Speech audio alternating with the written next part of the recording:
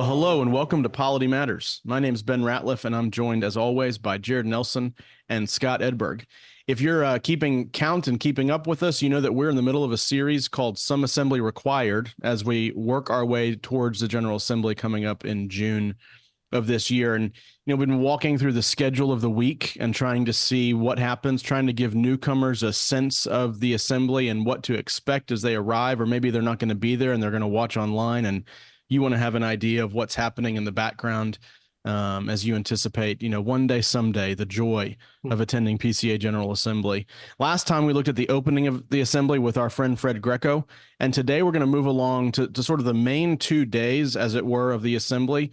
Overtures is often what people talk about the most, but there are a lot of other things that happen on the floor. There's a lot of other reports that come before us as commissioners, namely the reports of our permanent committees and agencies alongside their committees of commissioners, as well as the review of Presbyterian records and nominating committee reports. And we're really happy today to welcome Mel Duncan to the show to help us out with this discussion. Mel, you might not know about the connection that you and I have. It's not so distant, but my younger brother Nathaniel is a first-year MDiv student at RTS Jackson and spends a lot of time with your nephew. How about that? So they've become good friends, from what I can tell, or at least the Master Duncan is indulging my brother quite a bit and hanging out with him, probably more than they should. Anyway, Mel, can you introduce yourself to our listeners briefly? Tell us where you're serving right now and what's going on in your world. Would be delighted to. Ben and Jared and Scott, thank you for having me on Polity Matters. Love this podcast. Love what you're doing. Love getting people excited about getting involved with the PCA. The church is not God's plan B. It's actually God's strategy. It's my hope as a ruling elder and a Sunday school teacher and a church administrator and a clerk of Presbytery that men will commit themselves to serving as an officer in the PCA as either a teaching or ruling elder or as a deacon, and that they'll find their life's greatest friendships within the church, and that they'll enjoy working together in the only institution in this world that's going to last in the world to come. And my hope is that people will increasingly learn the way in which the PCA talks to one another, and that's through the Book of Church Order and the rules of assembly operation and a basic understanding of parliamentary procedure. And that instead of stifling debate and discussion, it'll actually help us communicate better. And that each year and each quarter and each month, whether you're meeting with General Assembly, Presbytery, or session, the church will get, by God's grace, a little bit better. My late father used to love to quote that ancient saying that many hands make light work. And so it's true in the business of the church. If you act as an elder in a collaborative manner, and you're willing to put your ideas out there, and you're willing to make good arguments, and you humble yourself to be critiqued and to be amended through that process, I think your argument is going to become stronger, and you yourself are going to be more inclined to make other people's arguments better. So who is Mel? Mel is a son, a brother, a father, a husband. I live in Greenville, South Carolina. I am delighted to be a part of Second Pres in Greenville, my home in this world. I hope it'll be my last stop before heaven. This is a church I grew up in. It's also the church for the last 13 years or 12 years. I've just started my 13th year as a church administrator, and we're a medium-sized PCA church in a fast-growing American city.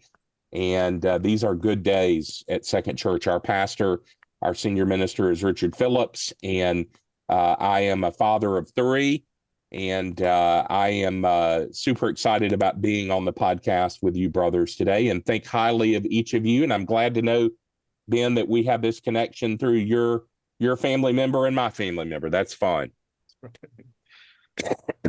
Well, thank you so much for being on. Honestly, I think I'm just going to let you talk. We're just going to listen to you talk, because it's so encouraging to hear you challenge us in some ways there on how to engage in the courts of the church. And I think that's really who we're speaking to.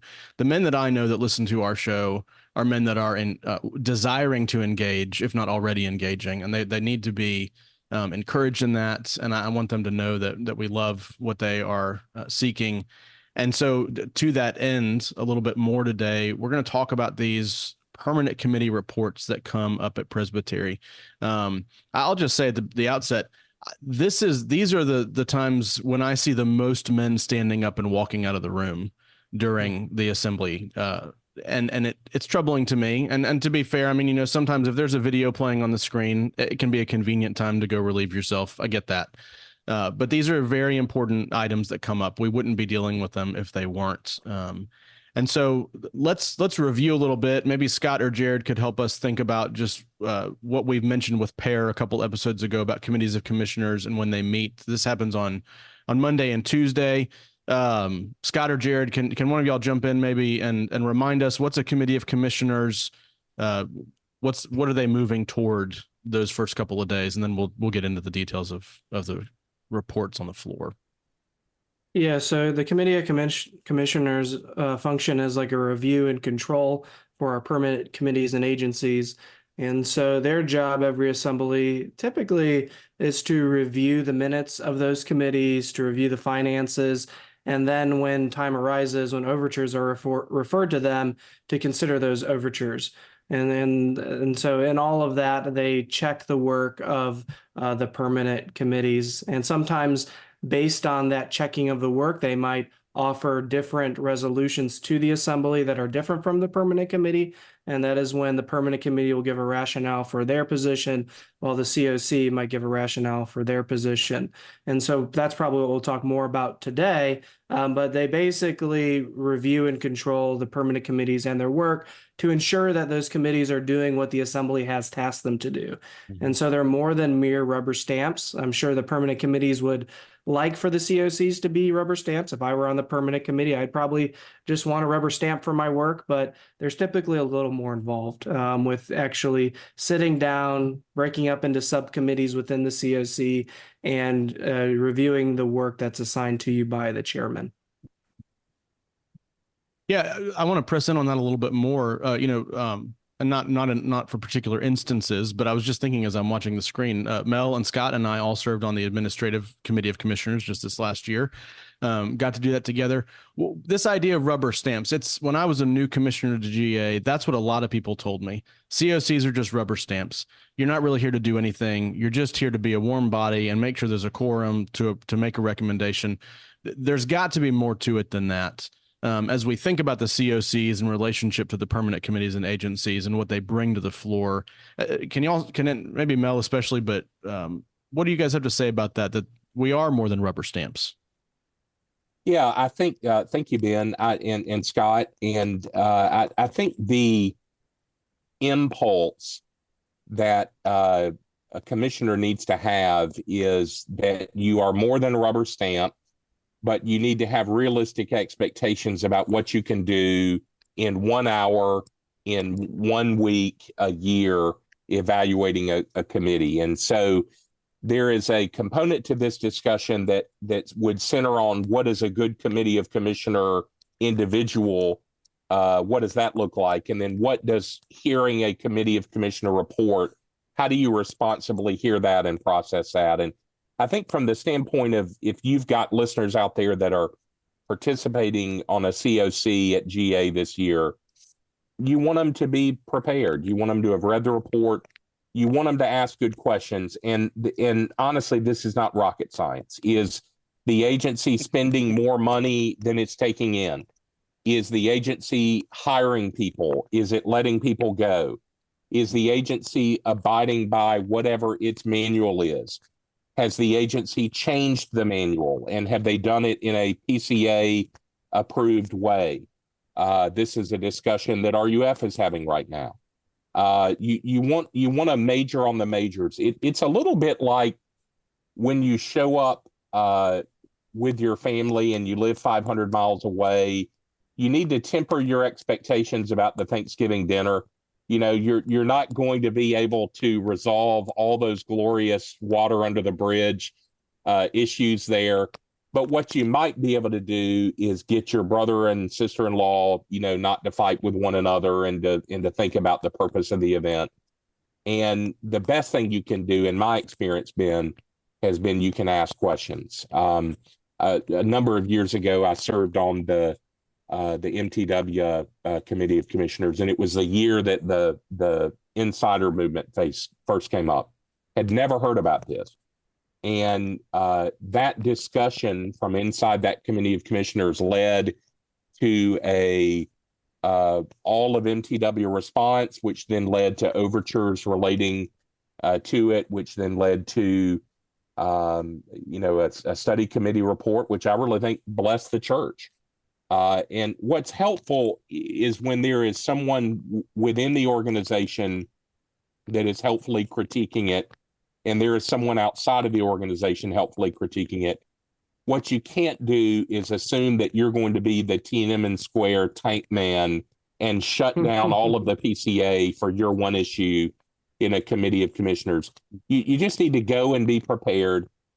In most cases, what you need to do is the same kind of thing you would do at a session meeting. You need to ask good general questions about personnel, policy, money, and chain of command type things. And ideally, you should use that involvement with a committee of commissioner to deepen your relationship with that organization and with its leadership. There's a few thoughts for you, Ben.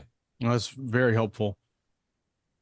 Well, any of y'all, we're gonna you move from committee of commissioners on Monday, Tuesday. The committee reports come up on the floor of the General Assembly, which is where most people are going to interact with these committees and agencies. And so we're thinking of, let me just list them while I've got them in front of me. Interchurch Relations, Covenant Theological Seminary, Geneva Benefits, Reformed University Fellowship, Mission to North America, Covenant College, Mission to the World, Ridgehaven Conference Center, the PCA Foundation, Committee on Discipleship Ministries, and the Administrative Committee. These are the main ones that we're talking about right now, leaving out NOMCOM and RPR for the moment.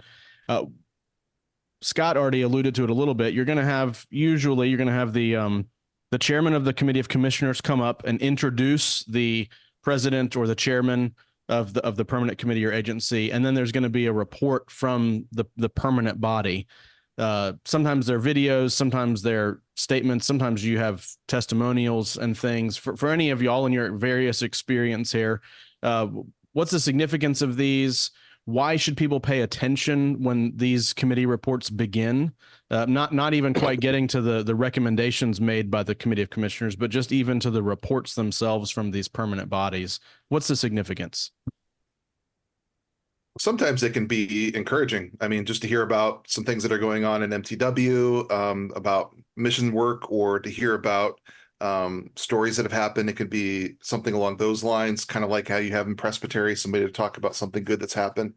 Or it could be informative. I think it took me about 2 times of hearing the report before I knew what Geneva Benefits did, or what PCA Foundation, even. Like, the more that I learned about PCA Foundation, I'm like, I probably should be using them more for getting donations and structured gifts if somebody's asking questions about that. So some of it is educational, to learn some of that. So it's good to hear some of that, to be encouraged or to be educational when you get the main presentation. Though it's usually the good side of things.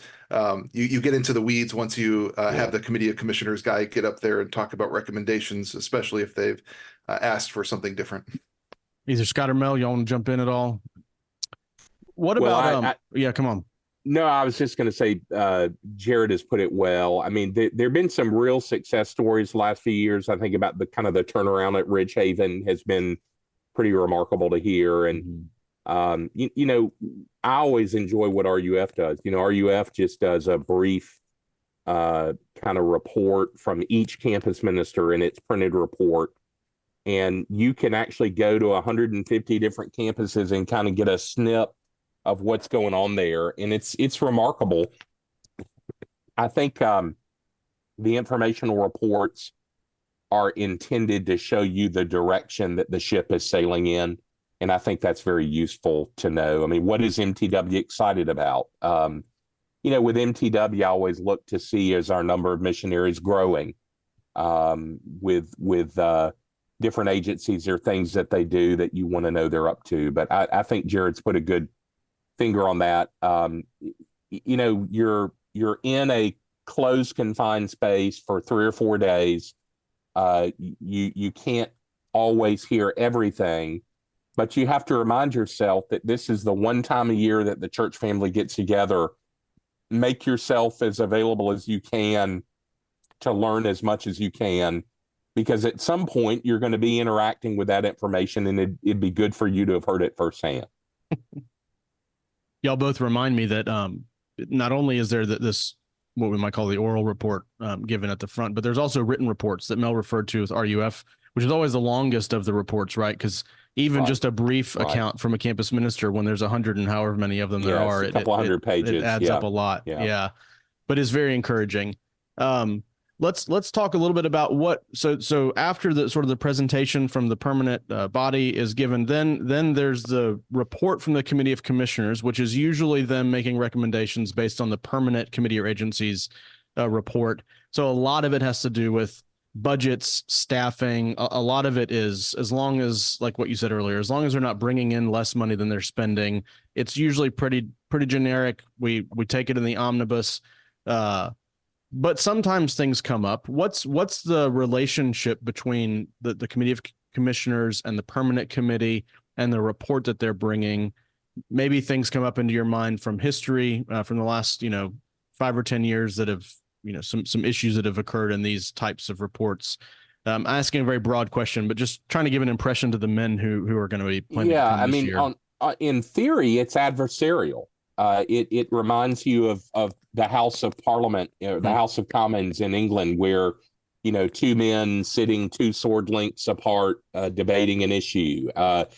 There is a sense in which the Committee of Commissioners should function like an auditor for the permanent committee, and it should be a fresh set of eyes and ears, a fresh understanding of the issues.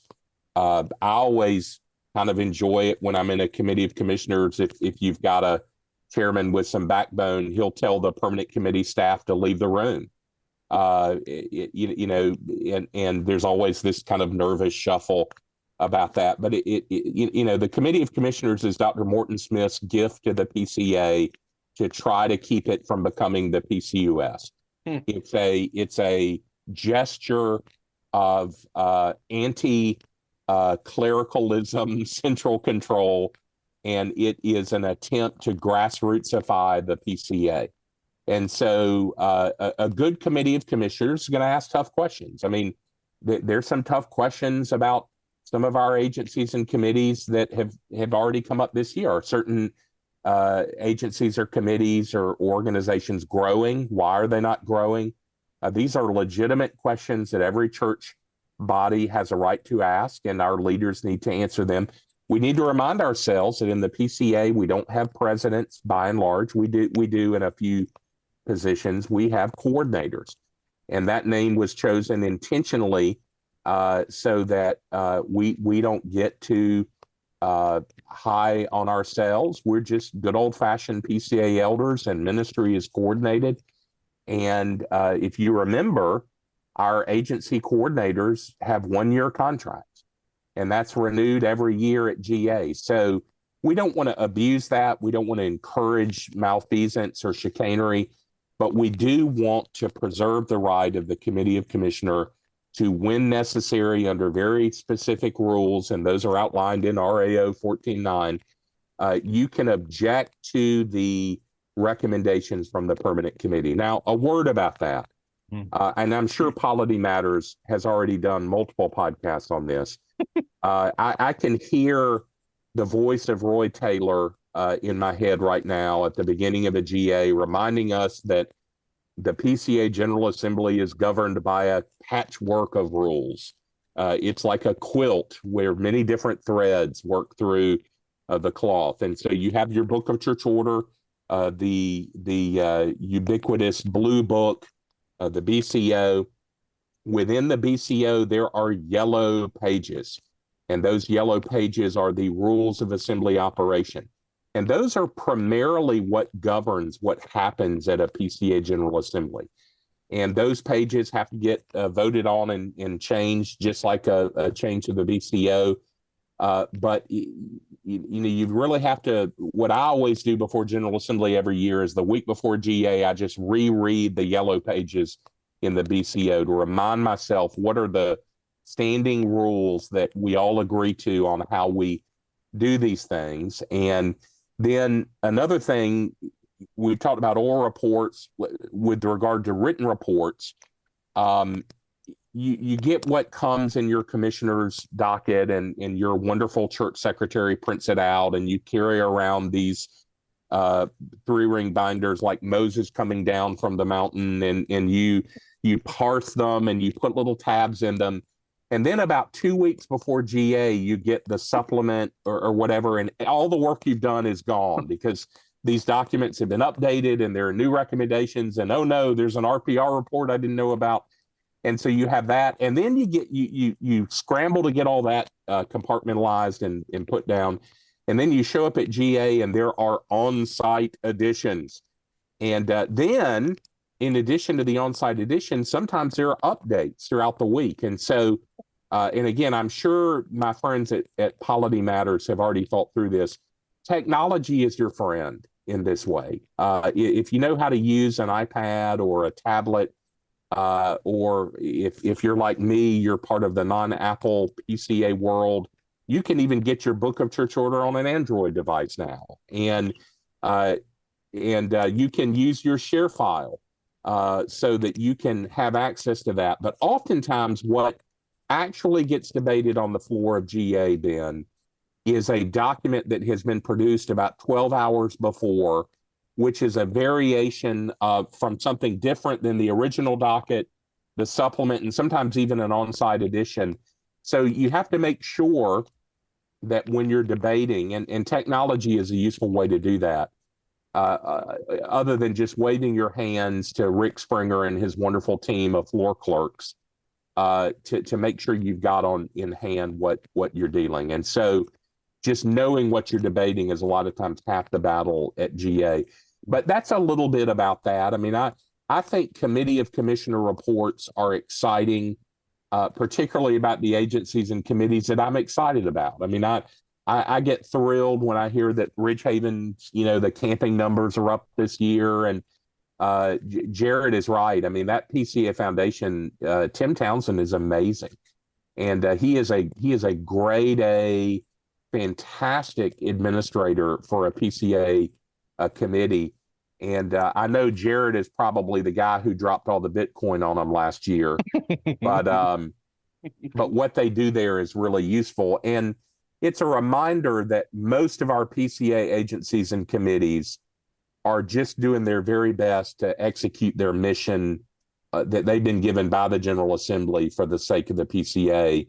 The folks at Geneva Benefits, Ed Dunnington, I called him just last week, and they do remarkable work for PCA churches and ministers. And so I'm rambling here, but that's kind of how I approach it, Ben, when I'm getting ready for a GA. That's great. I had been wondering who they made that Android BCO app for, so I'm glad to meet the man. It's me. Yeah, I am the man. I am he. I think we've unless Jared or Scott want to circle back on anything, I think we pretty well covered the permanent committee and agency reports through the Committee of Commissioners and recommendations there. We talked about sometimes there can be alternative proposals they can push back if they need to. So as it relates to involvement, when you're thinking of the COCs, and I may have said this before, is if this is your first GA and you're watching this to learn, just volunteer for any of them. That's right. You probably think I need to get on the OC, but that's probably not the first thing you should do as a first-time commissioner or a second-time commissioner. Do whatever your presbytery is available. It might be competitive in Calvary, but it's not competitive in most areas. Yeah. And you could at least get on CDM or Ridgehaven, not flashy, but there is business to be done. And even though the business might not be the most interesting to you, it gives you a set of skills for approaching deeper and perhaps more difficult work like the OC or some other assignment. And so take what you can to learn the skill and then use that skill perhaps in later years to invest in other agencies.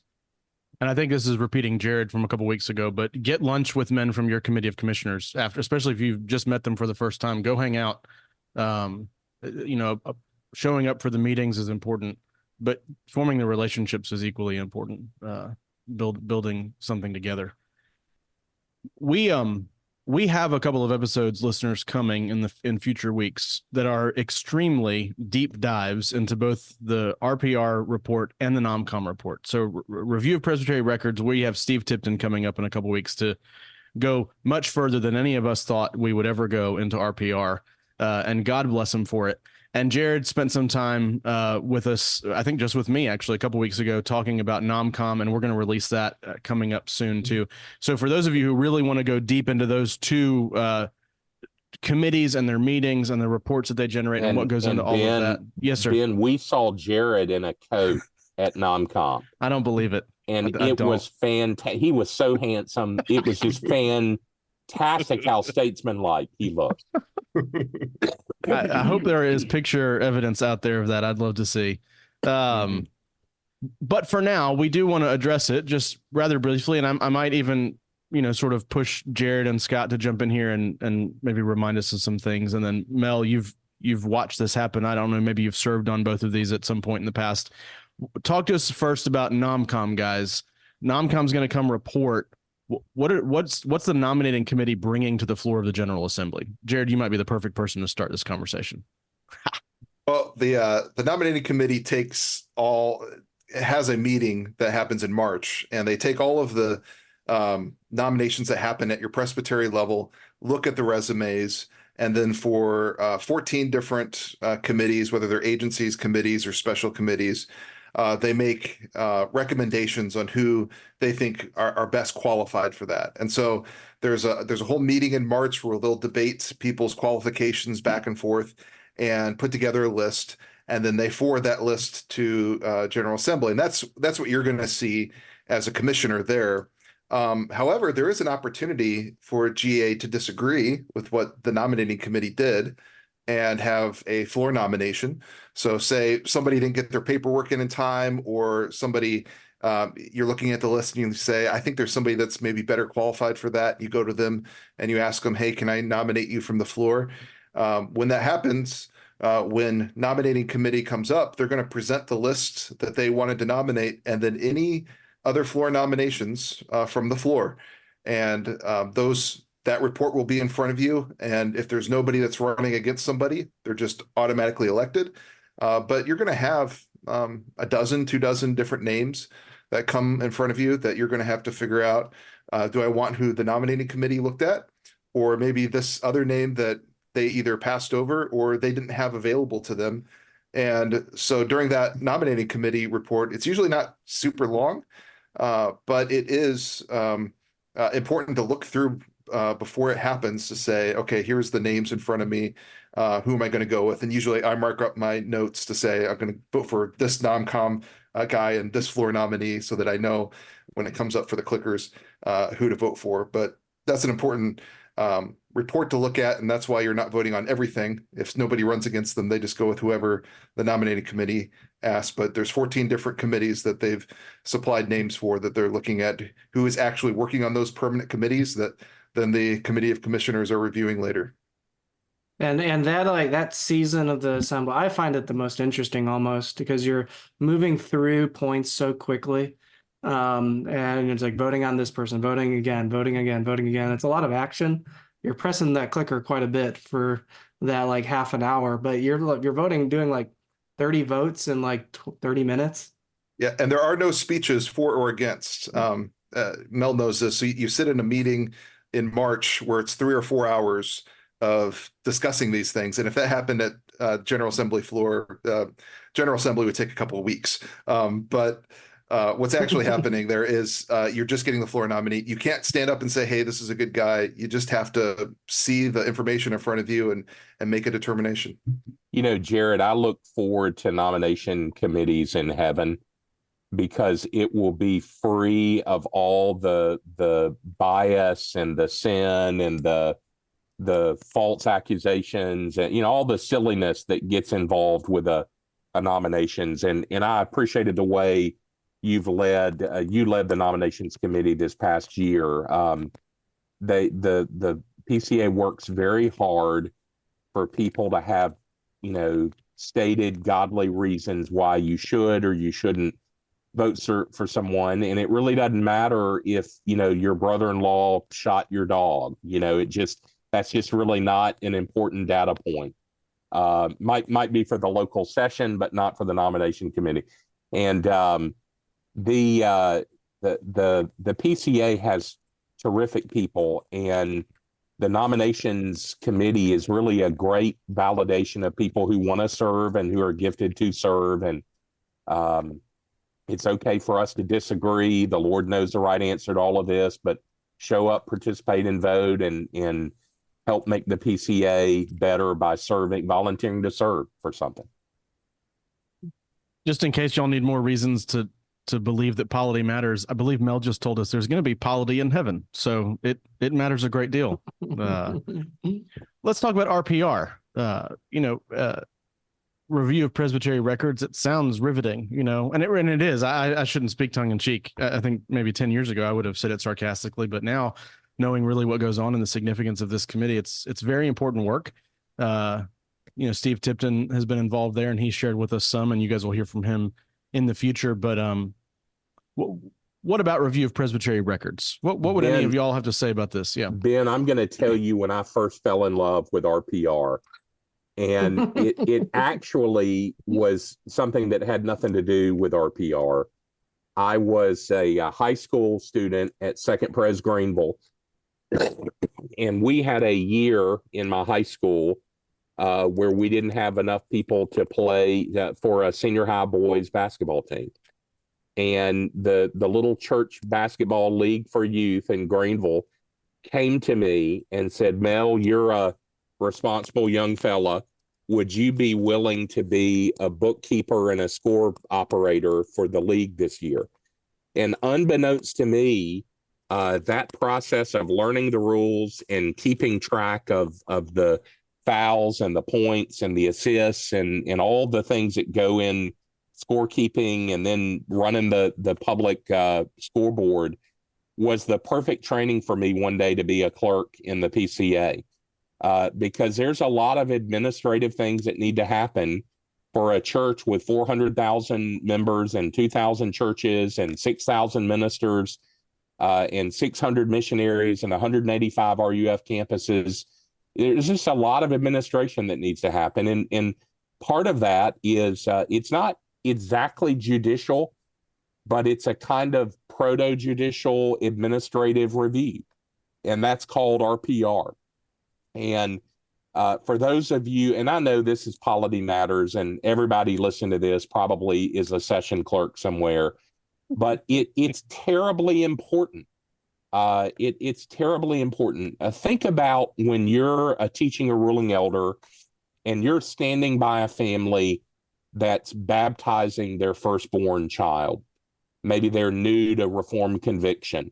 And this is in a lot of ways their first full embrace of Reformed confessional covenant theology.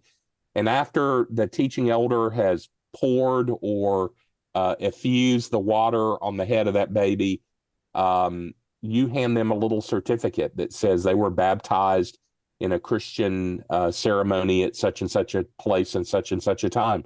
That family is going to hold on to that certificate the whole rest of their life. And that's it's a sign. It's an example of what the church can do. And RPR is just an invaluable way in which we lovingly review and control, checks and balance one another, and keep everybody straight. If I was in Scott Edberg's presbytery, because I know he's a fine PCA clerk, I'm not going to worry at all, because I know Scott is going to cross every T and dot every I. But I know there are some presbyteries that really struggle in certain areas. And so one of the ways the PCA can help one another is we all get together in a room in Atlanta and we all hand out our minutes, and we kind of by Old Testament fashion choosing lot, people get minutes of different presbyteries and we read. and we note little errors that are called exceptions of form, and then big errors that are called exceptions of substance. And in recent years, some of these big errors have actually become judicial cases. In other times, the RPR has been able to send these things back to a Presbyterian. Presbyterians have corrected perceived problems themselves. And in a few cases, like Calvary, we've been cited for some things which our brothers at RPR said were violations of the Constitution, that we were able to come on the floor of GA and say, brothers, we respectfully disagree. We believe we're doing exactly what the PCA has always allowed presbyteries to do in certain cases. And the PCA amazingly validated Calvary Presbytery a few years ago. So it is bookkeeping, and it is intense, and it is specialized work. But it is so important for the life of the church, because it's really how we keep one another accountable. The PCA founding fathers viewed the PCA as being a bottom-up church. And that means that there really are 88 different expressions of the PCA, known as the different presbyteries of the PCA. And RPR is one of those vehicles that I'm grateful for, because it allows us to all kind of be on the same page. Guys, how should somebody prepare for the report of RPR? Right, Steve's going to get into a lot of details in that coming episode about what goes into the report. How do we prepare for the actual report, reading what they provided to us, and then we have matters to vote on the floor? Well, Mel Duncan asked me and forced me to read the entire report from last year, and it was pretty terrible. So what I would recommend is that you I'd like to know how Mel gets Scott to do things. I'd really appreciate the secret to that. Yeah, that's a grueling process. But how I would start is you read the first few pages that tell you all the big picture issues, and then use that as an index to reference the other parts of the report that you find interesting or notable. And so a good example were the 40-5s from Metro New York and Northwest Georgia from last year, which are referenced at the top of the report, and then you can get the substance of those references embedded in the report. And so you can flip around. You probably don't want to go from A to Z, because you'll never get to Metro New York if you do that. And so you want to start with the index and use that index to note the most notable things and read them. Okay. I actually look for two things when I look at the RPR report. Number one, is there a minority report? And if that's the case, you need to read that, know what the issue is, because it's going to be presented and there's going to be debate. And the second is I look for my presbytery to see if we did anything wrong and if I agree or disagree with them. Yep, that's right. Well, good. Well, we've talked about lots of good things. These reports that happen on the floor of the GA. If there's anything lingering in y'all's minds that we still need to mention, this would be the time. Otherwise, we'll move along to our closing questions, which are more lighthearted than the rest of this. These committees are some of the most important work of the assembly. It's not the flashiest work. OC, we always are talking about the Overtures Committee and the Standing Judicial Commission. But I would argue that the nominating committee and the review of Presbyterian records are as important, if not more important, than some of those, because of the long-standing influence they'll have on the future health of the church. And so I just want to commend those. NomCom is certainly probably more accessible to the average person to volunteer for. It's a simpler meeting. You just need to know about people. Whereas RPR is more meticulous, where you'll be going through the T's and the I's, as Mel mentioned. Well, Mel, when we have guests on, we like to close with some more lighthearted, personal type questions, but particularly in this case regarding General Assembly. Sure. I'm going to ask you, but we're going to have Scott answer first each time to give you some time to think. But it reminds me of, when you're logging into some kind of portal online and it says prove that you're not a robot. These questions we're attempting at least to prove that Scott is in fact not a robot. All right. So Scott and then Mel, what's your favorite General Assembly memory that comes to mind? Mine was, I've not been to many General Assemblies. I'm still a young commissioner. And it would be my second General Assembly, because at my second General Assembly, which was the 49th Assembly, that tells you how many assemblies I've attended as a commissioner. I was a member of the AC COC and got the opportunity to clerk it. It was my only second time attending a COC, and I had the honor and privilege of clerking, which was a memorable experience. But what was so memorable is that Watkins, the chairman, brought me a memento and a gift.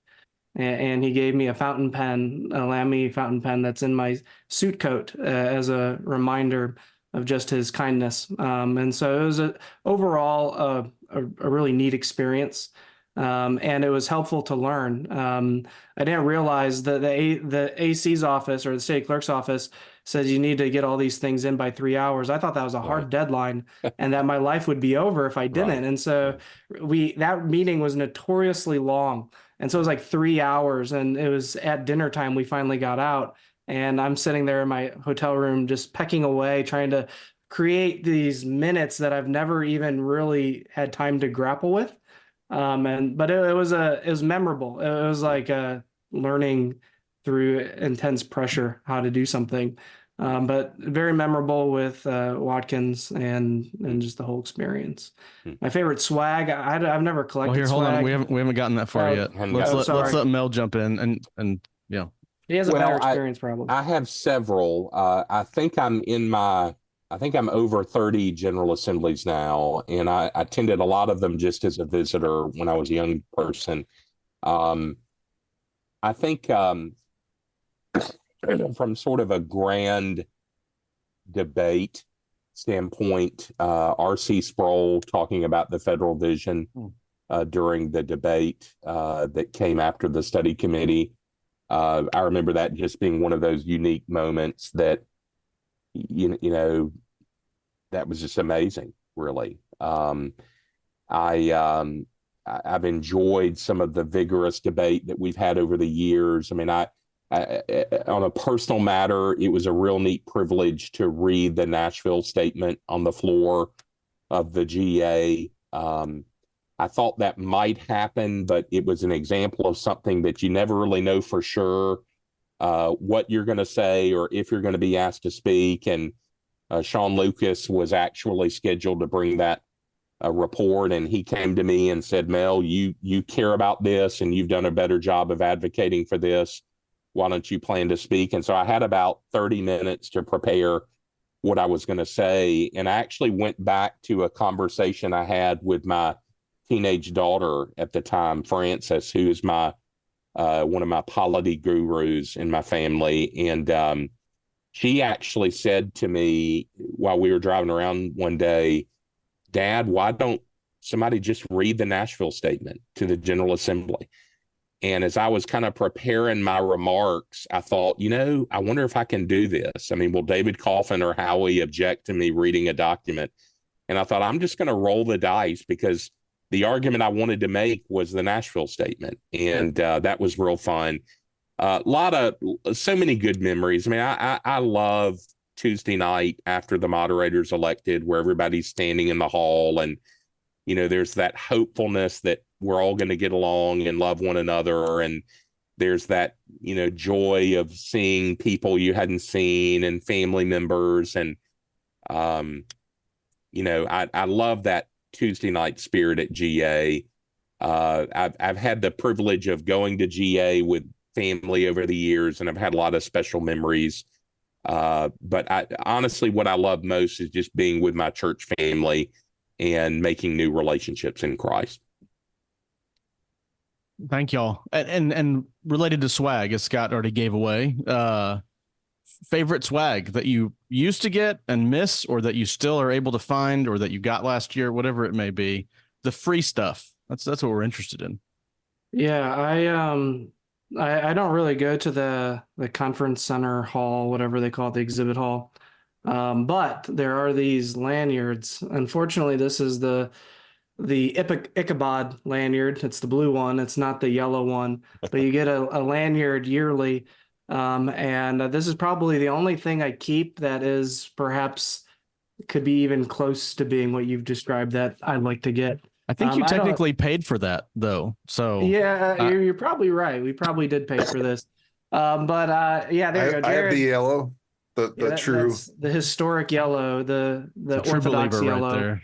But no, I don't really go to the exhibit hall. And when I started going to the assembly, there it's usually just cups and shirts, and so I pass on most of those things. Well, I was looking to see if I had it around my desk here. It would have to be for me the PCA 50th medallion from last year. And then a close second would be the PCA lapel pin, which somehow was given to me as a swag item. So those would be my my favorite swag. Those are good ones. RTS gives out some swag every year at their luncheon, and last year was a tie. A few years ago was a notebook. The notebook they gave was pretty good. They gave out a polo a couple years ago that was fantastic. I still wear that thing today. Good. Yeah. What about tips for preparing? So not, we're thinking sort of practical type things. As you General Assembly approaches, how should a gentleman who's going to be a commissioner prepare for the GA? Scott? I'll jump on that. Oh yeah, come on. Find an older godly man in your Presbyterian, take him to lunch. And just ask him, what are the issues that you're passionate about? What do I need to know about? And then if you are an older godly guy, find a younger guy and invite him to lunch. Calvary Presbyterian most years tries to facilitate a kind of a lunch for anybody to come, and we'll have 2 or 3 different people kind of speak on issues and foster that comity in your own presbytery to where you're talking about it. I know one year when I was on overtures, I was sitting by the representative from Southeast Alabama, and he was literally texting the threads of the debate to 7 or 8 guys who were not at GA, who just were passionate about what's going on. And so cultivate through personal relationships, knowledge of the events, and encourage people to learn and get involved. Scott? Right. Yeah, I would just pairing off of that. I think as like a pastor, what I will be doing is when the big white book comes out, I will take my ruling elders out to lunch, and we will go through some of the most important parts of that document. I'll probably outline the overtures by theme, and just to talk through the issues, perhaps not the substance of all 40 or whatever that will be, but just to get through the substance. And then when time comes, if there is any commentary on the overtures, forwarding that to my guys. Fred Greco typically does one, and having them have his opinions, I think, is helpful for framing. I try to get all of the big issues that I know coming my way before them, so that they're not surprised at the assembly. I try to give them a little bio for each of the NomCom guys, just to give a heads up, like, who is this guy, just so they're aware. Here are floor nominations, just so they're aware. You want to give information. The problem at the assembly is if it's your first or second time going, it's just like a massive amount of water hitting you in the face, and it's overwhelming. And so you want to be able to feed that to guys that are new in a more accessible way, and that happens before the assembly. And so taking that white book and going through the important parts, starring it, maybe printing out the most important parts and giving them to your REs or other guys who are trying to learn, I think that's most accessible. Because when you have that whole document, you're just like, I can't read 800 pages. Who wants to sit there and do that? And so breaking down, here are the most important things that you should be prepared for. That's great. That's great. Well, any closing thoughts from any of y'all on these last few things we've been talking about? Anything that's still lingering? One of the things that Committee of Commissioners needs to know about men are the events going on around GA. And there are so many good food function events that you need to know about. On Tuesday night, I don't know if it's happening, this year, but usually RUF provides ice cream for everybody on Tuesday night. I know our friends. Ben, were you aware of that? Yeah. Of the ice cream social? Yes, I've heard of it. And then Wednesday this year, I know MTW has a lunch. Our friends at Greenville Seminary have a lunch. The GRN is doing an event Wednesday night. we would love for folks to come hear that. We've got the biggest hall we could find in Richmond, and we've got Rosaria Butterfield coming, and we think that'll be spectacular. We're actually going to give everybody who comes a copy of her book, which is pretty exciting. And then Thursday, I know RTS does their luncheon. I think Covenant does their luncheon. I think Westminster does their luncheon. So there are lots of good networking opportunities. Here's what I'd say about that. It's easy for teaching elders to network with those guys because they connected with those men in seminary or they've served with them. Take your ruling elder with you and just introduce them to people to make it a little bit less threatening, because if you take a ruling elder from Pennsylvania and you're in Virginia full of, people from different parts of the country, just help them get to know people. And it's a good way for the church to get to know one another at these food functions and events around GA. Thank you, sir. Well, as Nathaniel and Jennings always say, this podcast is over. Thanks for joining us. If you're interested in learning anything about what we've discussed, be sure to check out the show notes in your podcast player or at politymatters.org. A huge thank you to Mel Duncan for coming on with us today. We were thrilled to have you, brother. After this, I'm already thinking about when we can invite you back again. Happy to come anytime. Appreciate you guys very much. Yes, sir. Listeners, if you enjoyed the show, do consider following us on Twitter or Facebook at Polity Matters, and be sure to subscribe in your podcast app of choice. If you've got questions or comments, you can contact us at politymattersfeedback@gmail.com. You can find us all on Twitter. Just check the show notes for our social links. Thanks again for spending time with us. Until next time, say goodbye, gentlemen. Bye, gentlemen. Adios. Arrivederci. Y'all take care.